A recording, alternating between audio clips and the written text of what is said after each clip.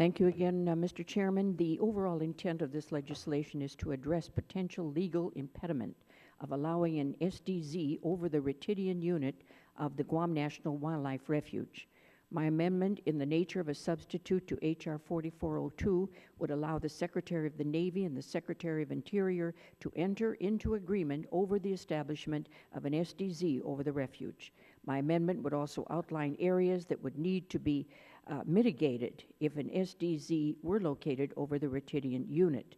The amendment is similar to compromise language developed by Navy and Fish and Wildlife Service, allowing our April 29th hearing on this bill.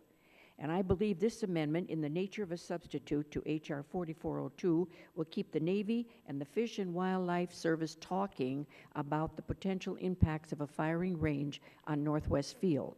In fact, I believe this legislation is important to keep the NEPA process on track so that these two agencies can discuss potential mitigations should this location be advanced in the process. Neither the amendment nor the underlying bill prejudges the outcome of this NEPA process. Indeed, it is intended to keep the process on track so we do not suffer any unnecessary delays in the realignment of Marines from Okinawa, Japan to Guam. I fully respect and appreciate the Guam community's close engagement on these issues and their participation during the SEIS public meetings this past week. I was also able to hear directly from our community on H.R. 4402 this past week, and community feedback is absolutely critical to the process. It provides the Navy and other stakeholders with important viewpoints to consider when final decisions are made for the record of decision. I would also like to underscore the importance of training to the overall readiness of Marines in the Asia-Pacific region. This importance is highlighted by Secretary of Defense Chuck Hagel in a letter to Congress stressing that a live fire training range complex on Guam is critical to readiness.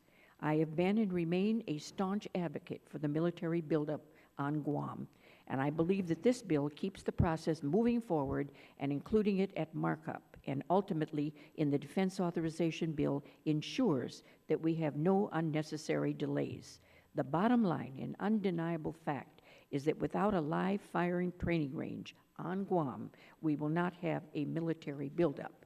So again, I thank Chairman Hastings and our ranking member for their support in holding this markup. I also appreciate the help and attention to this bill by all the staff members.